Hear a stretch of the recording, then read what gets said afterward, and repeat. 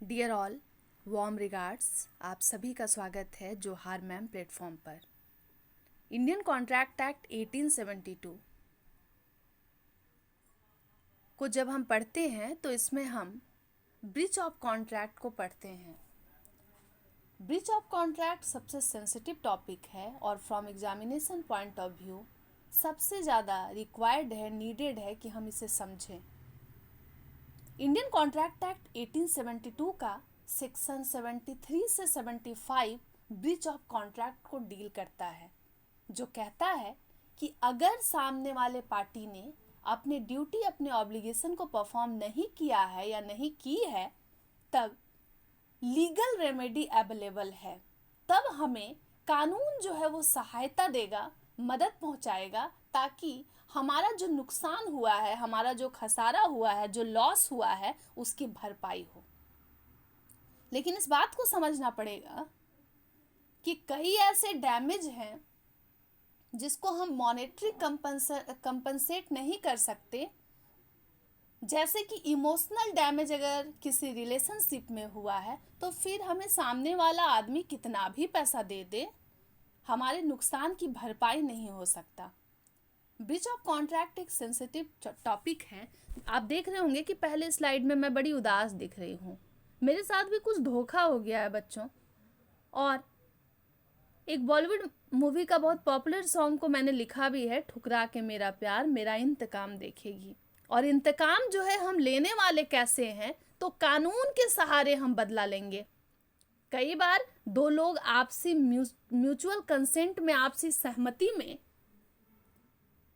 Breach of contract को deal कर लेते हैं, और कई बार कानून हम पर दबाव बनाती है कि तुम्हें मानना ही पड़ेगा, नहीं तो फिर हमें कानून जबरदस्ती कहती है या बार बार हमें अपने चक्की लगवाती है, या बार बार हमें कानूनी दाव पेच में पड़ना पड़ जाता है। मजबूर होकर के हम पर एक्शन ले लेता है कानून। वैसे जिसके साथ धोखा हुआ है, जो पार्टी जो परेशान है, वो अक्सर जो है कोशिश में ये रहती है कि अगर उसका नुकसान हुआ है तो वो सामने वाले को सजा दे। और ये एक नेचुरल जस्टिस भी है कि अगर हमारा कुछ हार्म हुआ है तो हम चाहेंगे कि सामने वाले को पनिशमेंट मिले। लेकिन इंडियन कॉन्ट्रैक्ट एक्ट के सेक्शन 73 से 75 में हमें ये पता चलेगा कि ब्रीच के टाइप कितने होते हैं, और ये भी पता चलेगा कि ब्रीच ऑफ कॉन्ट्रैक्ट होता क्या है। इसके अलावा कई ऐसी रेमेडी है जो कानून हमें देती है। इंडियन कॉन्ट्रैक्ट एक्ट कहता है उसके सहारे अगर किसी ने अपने ड्यूटी को नहीं निभाया है, अगर चौकीदार ने चौकीदारी नहीं की है, तो फिर सजा मिलेगी। एम.के. गांधी, महात्मा गांधी जी का एक बहुत ही फेमस सेइंग है कि breach of promise is a base surrender of truth. मतलब अगर जो वादा है, जो अनुबंध है, अगर सामने वाला वादा को तोड़ रहा है तो इससे गंदा, इससे घटिया कुछ भी नहीं है। आप जरूर बताइएगा कि ब्रीच ऑफ कॉन्ट्रैक्ट को आप कितना समझ रहे हैं। हिंदी में कहते हैं अनुबंध का उल्लंघन, या इसको कह सकते हैं क्रैक, या रिफ्ट कह सकते हैं, या इसे दरार कह सकते हैं, कि दो लोग ने एक साथ आपसी सहमति तो बनाई लेकिन काम हो नहीं पाया। कई ऐसे बिहारी प्रोफेसर हैं जिनको ये मालूम नहीं है, लेकिन आपके कॉपी में जब आप इस आंसर को लिखेंगे तो फिर आपका एक स्टैंडर्ड हाई हो जाएगा। और मास्टर लेवल की डिग्री अगर हम ले रहे हैं और फ्यूचर में टीचिंग लाइन जो है, टीचर बनना है, तो फिर हमें इसको जरूर कंसीडर करना चाहिए। वैसे इंटरनेशनल लॉ में इस बात का जिक्र बार बार होता है, फिर भी इस टॉपिक को समझने के लिए मुझे इससे बेटर और बेहतर कुछ नहीं लगा। पैक्टा संत सर्वंदा, ये एक सिद्धांत है, एक प्रिंसिपल है, जो कहता है एग्रीमेंट मस्ट बी केप्ट। मतलब समझौते को रखा जाना चाहिए। अब लेमैन टर्म में ऐसे समझेंगे कि अगर जबान दी है तो जबान रखनी पड़ेगी।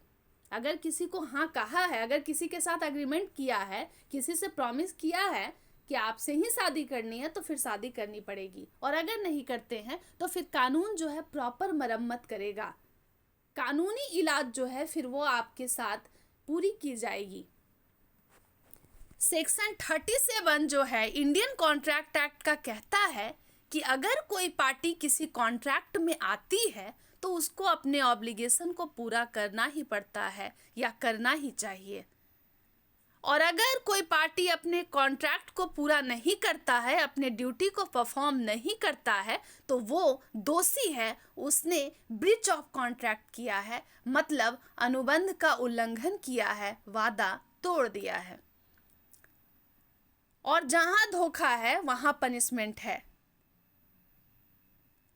बच्चों, सेक्शन 37 जो इंडियन कॉन्ट्रैक्ट एक्ट 1872 का है, ब्रीच ऑफ कॉन्ट्रैक्ट जो है उसी का वायोलेशन है। यहाँ पार्टी अपने ड्यूटी को परफॉर्म नहीं करती है। अब हमें ये समझना होगा कि ब्रीच ऑफ कॉन्ट्रैक्ट आखिर होता क्या है। Breach of contract Indian contract act के सेक्शन 73 से 75 के अंदर कवर हो जाता है।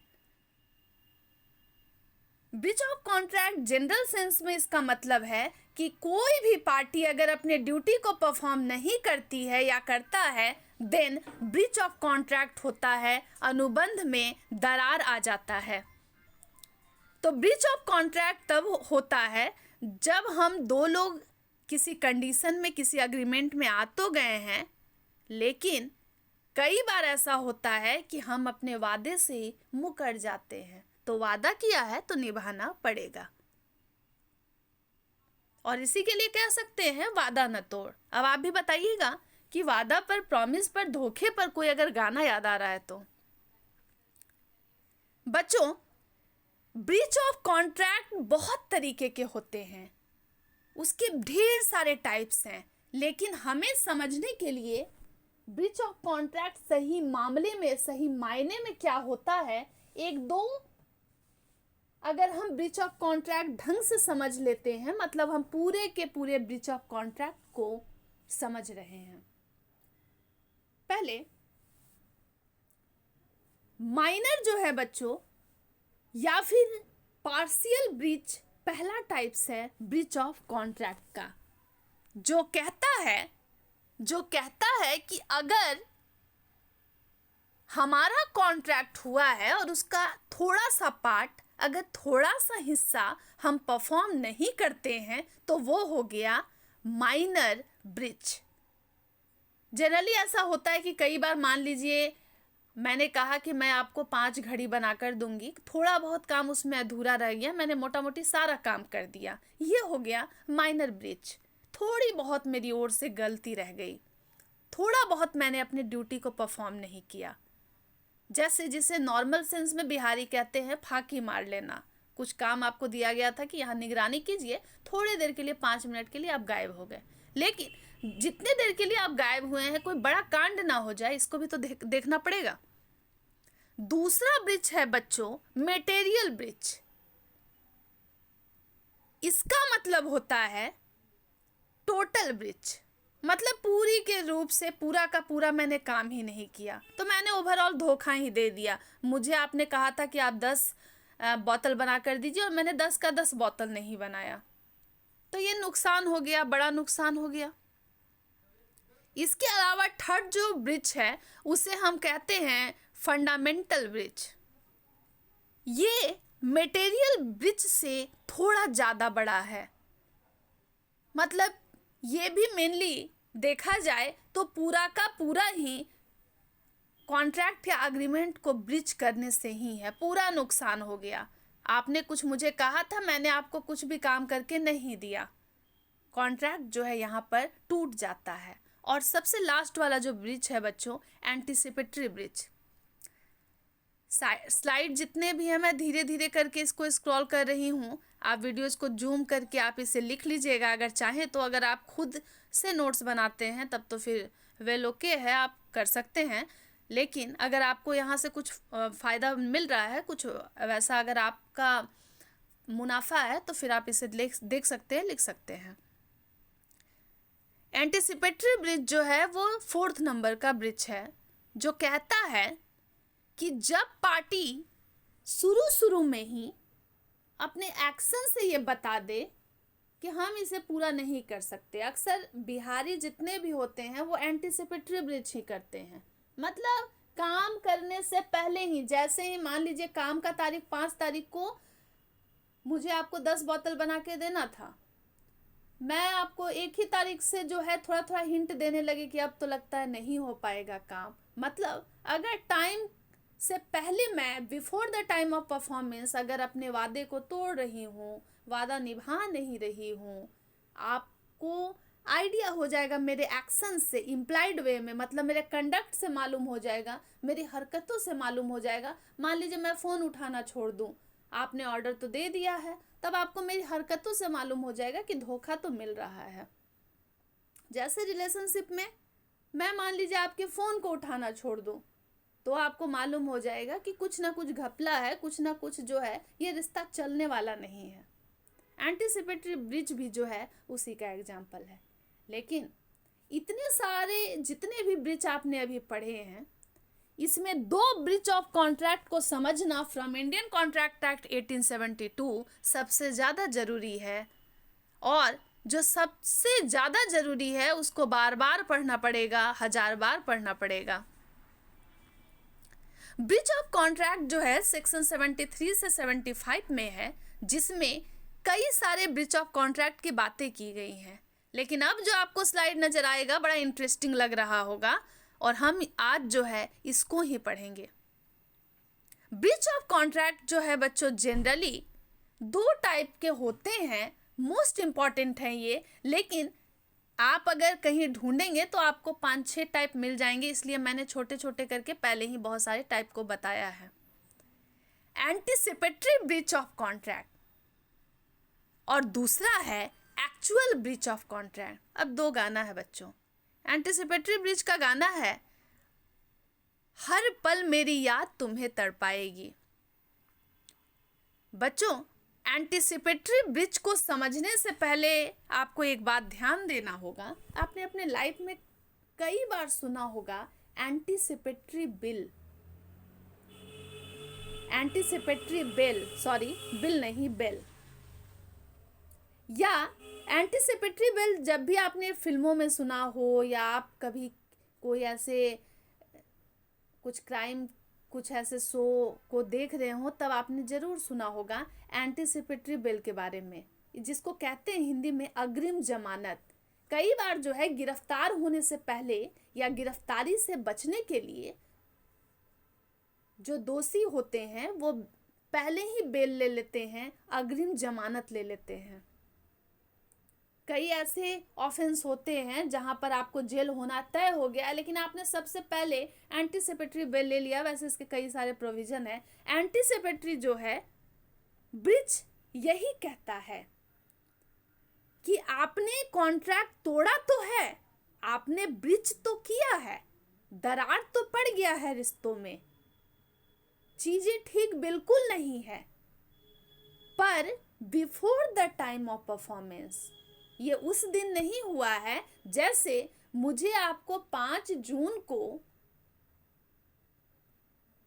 10 घड़ी बनाकर देनी थी, लेकिन मैं 30 तारीख से 1 तारीख से ही आपके कॉल को रिसीव करना बंद कर दूं, या आपके मैसेज का जवाब देना छोड़ दूं। आपको औरों से मालूम हो रहा है कि मैं तो जगह छोड़ कर के भी भाग गई हूँ। आपको मेरी हरकत से, मेरे कंडक्ट से मालूम हो जाएगा कि मैं जो हूँ आपको धोखा दे रही हूँ, मैं अपने काम को परफॉर्म नहीं करने वाली हूँ। इसीलिए बच्चों हर पल मेरी याद तुम्हें तड़पाएगी, और जीवन में जब जब आप इसे सोचिएगा लाइफ में आपको बहुत गुस्सा आएगा, क्योंकि परफॉर्मेंस के कुछ समय पहले ही मैंने आपको धोखा दे दिया है, आपके काम को पूरा नहीं किया है। कई बार होता है बच्चों कि एंटीसिपेटरी ब्रीच जो है, सामने वाला पार्टी बोलकर लिखकर आपको इस तरीके से बता देता है कि मैं नहीं कर पाऊंगा, और कई बार ऐसा होता है बच्चों कि आपको सिर्फ उसके एक्शन से, सिर्फ उसके कंडक्ट से मालूम हो जाता है कि ये काम नहीं होने वाला है। तो एंटीसिपेटरी ब्रीच ऐसे ब्रीच हैं जिनको before the time of performance खत्म कर दिया जाता है। जैसे फॉर एग्जाम्पल आज 24 तारीख है, आज जो है आप जो है 5 बोतल देने वाले थे बनाकर, और आपने जो है 20 तारीख से मेरे कॉल को रिसीव नहीं किया। आपने जो है आज 24 तारीख का इंतज़ार भी नहीं किया। मैं तो सोच रही हूँ कि आप मुझे बोतल देंगे, लेकिन आपने मुझे बदले में धोखा दे दिया, वादा तोड़ दिया। एंटीसिपेटरी ब्रीच जो है ऐसे ब्रीच होते हैं जब सामने वाला party before the time of performance, जिस दिन काम करना है उसके 5 दिन पहले ही जो है वो सरेंडर कर देता, हमसे नहीं हो पाएगा। जिनके अंदर गिव अप एटीट्यूड होता है, जो छोड़ देने वाले होते हैं। कई बार आप स्कूल कॉलेज के परफॉर्मेंस में देखेंगे 5 तारीख को 10 तारीख को कोई इवेंट होने वाला है, बच्चे टीचर के पास पहुंचने लग जाते 1 सप्ताह पहले से, सर हमसे नहीं हो पाएगा, सर मैं स्पीच नहीं दूंगा, सर मैं डांस नहीं करूंगा। ये एक तरीके का धोखा है, क्योंकि सामने टीचर ने भी सोच लिया है कि इसके बाद ये परफॉर्मेंस होगा, बच्चे रेडी हैं, लेकिन बच्चे 5 दिन पहले ही इवेंट से अपने नाम को हटवा लेते हैं, नाम कटा लेते हैं। ये है एंटीसिपेटरी ब्रीच ऑफ कॉन्ट्रैक्ट। और बच्चों ये तो खैर फिर जब जब जीवन में याद आएगा तो टीचर अगली बार उन बच्चों को नाम जो है किसी भी इवेंट में डालने से पहले सोचेंगे, क्योंकि उन्हें उनके ऊपर एक धोखेबाज वाला टैग लग जाता है कि ये तो बात नहीं मानने वाला है, ये लोग बस टाइम पास करने वाले लोग हैं। कई बार ऐसे कारण हो जाते हैं बच्चों, जेन्युइन रीजन हो जाते हैं कि किसी के साथ कोई ऐसी घटना हो गई, मिस हैपनिंग हो गई, कुछ ऐसा कोई बहुत बड़ा घटना कांड हो गया जिस कारण लोग 5 दिन पहले 6 दिन पहले ही अपने कंडक्ट से ये दिखा देते हैं, या किसी के घर कोई एक्सपायर कर गए कि हम ये नहीं कर पाएंगे, तो वो खैर जेन्युइन रीजन है। लेकिन कई बार लोग धोखे में रखते हैं, तो ये एक तरीके का ब्रीच है, वादा तोड़ दिया गया। दूसरा टाइप है बच्चों एक्चुअल ब्रीच ऑफ कॉन्ट्रैक्ट, और इसके लिए गाना है जोर का झटका हाय जोरों से लगा। मतलब शादी वाले दिन, जिस दिन शादी है, कार्ड छप चुका है, खानदान में, रिश्तेदारों में, कॉलोनी में, सब जगह ढिंढोरा पिट गया है कि आज के दिन शादी है, कैटरर वाले बुक हो चुके हैं, पंडाल वगैरह सब सज गया है, लेकिन दुल्हन गायब हो गई या दूल्हा गायब हो गया। इसको कहेंगे एक्चुअल ब्रीच ऑफ कॉन्ट्रैक्ट। जिस दिन काम होना था वो घटना उसी दिन घटेगी, पहले before the time of performance breach नहीं होगा। ये तो और भी खतरनाक है बच्चों, जिस दिन काम होने वाला था उसी दिन नहीं हुआ, जिस दिन आर्टिस्ट को परफॉर्मेंस देना था, डेट फाइनल था, पैसा दे दिया गया था किसी शो को लेकर, आर्टिस्ट उसी दिन नहीं पहुंचा। फिर आप देखते होंगे कि मान लीजिए आज के दिन हनी सिंह को किसी जगह पर स्टेज शो करना था, वो उस दिन नहीं आ पाते हैं, फिर जितने भी ऑडियंस है वो सब हंगामा करते हैं, स्टेज तोड़फोड़ होता है। ये है एक्चुअल ब्रीच ऑफ कॉन्ट्रैक्ट। जब सामने वाला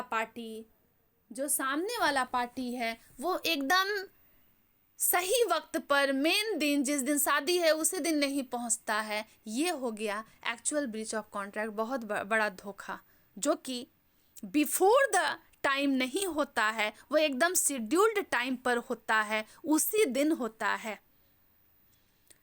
तो दोनों के डिफरेंस को हम इस गाने से समझेंगे कि एंटीसिपेटरी ब्रीच तो ऐसी घटना है कि 5 दिन पहले जो है किसी ने नाम अपना किसी इवेंट से हटा लिया, ये हो गया एंटीसिपेटरी ब्रीच। लेकिन जिस दिन कोई पार्टी है, इवेंट है, उसी दिन अगर सामने में कोई स्टूडेंट ना पहुंचे तो टीचर की भी बेइज्जती है, स्कूल की भी बेइज्जती है, और जिसने धोखा दे दिया फिर सब लोग जो है उसे ही टारगेट करेंगे, क्योंकि उसने गलती तो की है। बच्चों धोखा किसी भी टाइप का हो, धोखा धोखा होता है, लेकिन कई ऐसे ब्रिज होते हैं जिसको कंपनसेट कर पाना मुश्किल है। फॉर एग्जाम्पल, बच्चे ने सॉरी मैम, सॉरी सर तो कह दिया, एक पल के लिए टीचर ने भी समझ लिया, लेकिन कई बार लोगों के हैबिट में ये शामिल हो जाता है कि वो धोखा पर धोखा देते रहेंगे। एंटीसिपेटरी और एक्चुअल ब्रीच सुनने में एक जैसे लगते हैं, सिनोनिम्स लगते हैं, लेकिन एक नहीं है। एंटिसिपेटरी ब्रीच वैसे ब्रीच हैं जो before the time of performance हो जाते हैं, और एक्चुअल ब्रीच ऐसे ब्रीच हैं जो एकदम शेड्यूल्ड टाइम पर मेन दिन ही होते हैं। एंटिसिपेटरी ब्रीच जो है बच्चों, कुछ स्लाइड है आपके हेल्प के लिए, आप इसे पढ़िएगा कि अगर जो प्रॉमिसर है वो अगर डिनाई कर जाता है कि मैं नहीं कर पाऊंगा, मैं इस काम को नहीं कर पाऊंगा, और वो नहीं कर पाता है, तो दो तरीके से मालूम चलता है। तो एंटिसिपेटरी ब्रीच जो है, जो before the time of performance है, जैसे आपका 25 तारीख क्रिसमस के दिन कोई कार्यक्रम था, कोई इवेंट था, आपको कुछ परफॉर्म करना था, आपने 20 तारीख से ही हरकतों से ये बता दिया, कॉल नहीं उठाने लगे, आपके घर के ऊपर ताला लगा हुआ था, सब लोग वहाँ पहुँचने की कोशिश कर रहे हैं, फिर आपने एक मैसेज कर दिया कि अब मुझसे नहीं हो पाएगा, तो 5 दिन का वक्त है, तो चलिए किसी और को ढूंढ लिया जाए। लेकिन कई बार ऐसा होता है कि सामने से कोई मैसेज नहीं आता है, बस हमें हरकतों से कोई और बता देता है कि अरे ऐसा हो गया, वैसा हो गया, अब तो लगता है वो नहीं कर पाएगा, तब भी पता चल जाता है उनके कंडक्ट से कि काम नहीं बन पाएगा। एंटिसिपेटरी ब्रीच जो है, अगर आप उसे पढ़ रहे हैं तो section 39 of Indian contract act, वहाँ पर एंटिसिपेटरी के बारे में जिक्र है, बताया गया है। अब जो है थोड़ा सा और हम समझेंगे बच्चों, और अगर आपको कुछ भी प्रॉब्लम होगा तो ज़रूर बताइएगा, ताकि नेक्स्ट क्लास जो है मैं उसको डाउट को दूर कर पाऊँ। अब देखिएगा बच्चों, हमने आज समझा कि कोई भी कॉन्ट्रैक्ट ब्रीच कैसे करता है, उसका डेफिनेशन क्या है, उसके टाइप्स क्या हैं। एंटिसिपेटरी ब्रीच वो ब्रीच होते हैं बच्चों, और मैं एक बुक के कट को लगा रही हूँ, एंटिसिपेटरी ब्रीच वैसे ब्रीच होते हैं जो before the time of performance होते हैं। कार्यक्रम के कुछ दिन पहले सामने वाला अगर ये कहता है कि हम नहीं कर पाएंगे, मुझसे नहीं हो पाएगा, ये हो गया एंटिसिपेटरी ब्रीच ऑफ कॉन्ट्रैक्ट। इसका बेस्ट एग्जाम्पल है, आप एग्जाम्पल देखिएगा, 2-3 है, लेकिन लास्ट वाला सबसे इजी है, तो मैं पढ़कर बता रही हूँ आपको कि मिस्टर एक्स जो है वो कहते हैं कि वो मिस्टर वाई से शादी करना चाहते हैं। जिस दिन शादी होने वाली है उससे ही कुछ दिन पहले वो जेड से शादी कर लेते हैं, ये हो गया एंटिसिपेटरी ब्रीच ऑफ कॉन्ट्रैक्ट। मतलब शादी तो करना ही था, लेकिन किसी और से शादी कर लिए, सामने वाले पार्टी को झूठ बोल करके फंसा कर रखें, ये एक तरीके का धोखा है, ये ब्रीच है, दरार है। धोखा जायज़ सब तो नहीं है, लेकिन कहीं ना कहीं सामने वाले पार्टी के नज़र में ये आ जाता है कि मुझे तो धोखा ही मिला है, और ये गलत है। आपने किसी को शादी का प्रॉमिस किया, लेकिन आपने 4-5 दिन पहले ही किसी और से शादी कर ली, तो फिर इसे आप क्या कहेंगे, कमेंट में ज़रूर लिखिएगा। Anticipatory breach of contract generally Bihari जरूर करते हैं, धोखा देकर के भाग लेते हैं। एक्चुअल ब्रीच जो है बच्चों, ये उसी दिन की घटना है। शादी होने वाली है 25 तारीख को, और 25 ही तारीख को जो है न दूल्हा पहुंचा मंडप में न दुल्हन, और उसी समय जोड़ का झटका लगा, पूरा बात स्टार्ट हो गया, कार्ड छप चुके थे और धोखा मिल चुका था उसी दिन। और उसी दिन अगर धोखा मिला तो नुकसान कहीं ना कहीं अधिक हो गया, क्योंकि कैटरर बुक हो चुके थे, पंडाल जो है वो डेकोरेट हो गया था, सभी लोग रेडी हो गए थे, सबने मन बना लिया था कि नागिन डांस भी करने वाले हैं, लेकिन उसी दिन दुल्हा दुल्हन गायब हो गए। हो सकता अलग अलग गायब हो, इसलिए तो ऐसा हुआ होगा। एक्चुअल ब्रीच ऑफ कॉन्ट्रैक्ट जो है ड्यूरिंग द परफॉर्मेंस होता है, उसी दिन होता है, और उसी समय पार्टी कह देता अब तो हमसे नहीं हो पाएगा। जनरली एक्चुअल ब्रीच भी इंटेंशन से मालूम हो जाते हैं, पता लग जाता है। फॉर एग्जाम्पल, मिस्टर डी जो है उन्होंने कहा बी को कि मैं तुम्हें 5 टन शुगर 1 जून को दूंगा, लेकिन 1 ही जून को उन्होंने 5 टन शुगर मिस्टर बी को नहीं दिया। ये हो गया ब्रीच ऑफ कॉन्ट्रैक्ट डी के द्वारा। मतलब डी ने कहा था बी को कि मैं तुमको 5 टन शुगर 1 जून को दूंगा, लेकिन 1 जून को मिस्टर डी ने शुगर नहीं दिया। अब यहाँ पार्टी ने परफॉर्म अपनी ड्यूटी को नहीं किया और एक्चुअल ब्रीच हो गया जिस दिन देना था सामान, जिस दिन ऑर्डर को पूरा करना था, पार्टी ने अपने एक्शन को परफॉर्म नहीं किया, अपने ऑब्लिगेशन को ड्यू रखा, अपने काम को अंजाम तक नहीं लेके गए। चलिए बच्चों, इसी स्लाइड में कुछ कॉन्सिक्वेंसेस है, आप इसे पढ़िएगा जरूर, ये बस आपके पढ़ने के लिए है। सेक्शन 73 से 75 जो है, मैं धीरे धीरे स्क्रॉल कर रही हूँ। एग्जाम में आप चाहें तो इसको कुछ अगर पढ़ पाते हैं तो ज़रूर लिखिएगा, लेकिन ध्यान रहे ब्रीच ऑफ कॉन्ट्रैक्ट अगर कोई भी पूछता है कि कहाँ पर है, तो इंडियन कॉन्ट्रैक्ट एक्ट के सेक्शन 73 से 75 में ब्रीच के प्रोविज़न जो हैं वो इंडल्ज हैं, शामिल किए गए हैं, इंक्लूडेड हैं। और पूरे के पूरे 73 से 75 के जितने भी आपको नज़र आ रहे होंगे स्लाइड हैं, और आप इस स्लाइड को घर में पढ़िएगा, और पढ़ कर बहुत सारे आइडियाज़ मिल जाएंगे, एक लैंग्वेज मिल जाएगा। और लॉ को पढ़ना है तो ये बात ध्यान रहे कि अगर हम कुछ केस लॉ के एग्जाम्पल को अगर कॉपी में लिखते हैं वो भी बेटर रहेगा। वैसे अगर आप लॉ के कॉपी को लिख रहे हैं तो उसके लिए आपको लैंग्वेज जो है प्रॉपर, उसमें आप अपनी कहानियों को नहीं डाल सकते हैं, लेकिन हाँ क्रिएटिविटी ज़रूर आप इंक्लूड कर सकते हैं। कॉपी इतनी अच्छी होनी चाहिए कि सामने वाले टीचर को समझ आए कि आप क्या कहना चाहते हैं। चाहे आप उसको किसी भी लैंग्वेज में लिखते हैं, किसी भी तरीके से लिखते हैं, लेकिन आसानी से लिख सकते हैं। नेचुरल एग्जाम्पल्स भी इंक्लूड कर सकते हैं, साथ ही कुछ अगर आपको लग रहा है कि कुछ बुकिश एग्जाम्पल्स हैं तो आप उसे भी लिख सकते हैं, लेकिन ध्यान से लिखना है, समझदारी के साथ लिखना है। और ख़ास करके ब्रीच ऑफ कॉन्ट्रैक्ट जो है थोड़ा सा कॉम्प्लेक्स लगेगा, पर मेरे कुछ नोट्स जो हैं आप इसे अगर पढ़ रहे हैं तो ध्यान से पढ़ेंगे, लेकिन इस नोट्स को बेचने के लिए नहीं दिया गया है, पढ़ने के लिए दिया गया है। तो मेरी जो मेहनत है इसका जो है आप कद्र करेंगे, जबान की कीमत रहनी चाहिए। तो आप लोग जो है बस इसे पढ़ने के लिए यूज करेंगे, सेल आउट नहीं करेंगे। इसमें बहुत सारे सेक्शंस इंक्लूडेड हैं, आप इसको पढ़िएगा और उसके बाद जो है आपको मालूम हो जाएगा कि ब्रीच ऑफ कॉन्ट्रैक्ट है क्या। वैसे सेक्शन 73 से 75 में ब्रीच के प्रोविज़न है। नेक्स्ट क्लास में हम पढ़ने वाले हैं रेमेडीज क्या है, क्या क्या उपाय है कानून के नज़र में जब अगर कोई ब्रीच हुआ है किसी भी कॉन्ट्रैक्ट का, अगर कोई कॉन्ट्रैक्ट टूट गया है, अगर कोई करार जो है उसमें दरार आ गया है, देन ब्रीच होता है। और अगर ब्रीच होता है तो फिर ब्रीच का कुछ उपाय भी है जो कानून हमें देता है। अगर किसी पार्टी का नुकसान अधिक है, ज़्यादा है, तो फिर उसे कंपनसेट किया जाएगा, डैमेज जो है उसकी भरपाई की जाएगी, वही है। लास्ट में कंक्लूजन आप पढ़ लेंगे।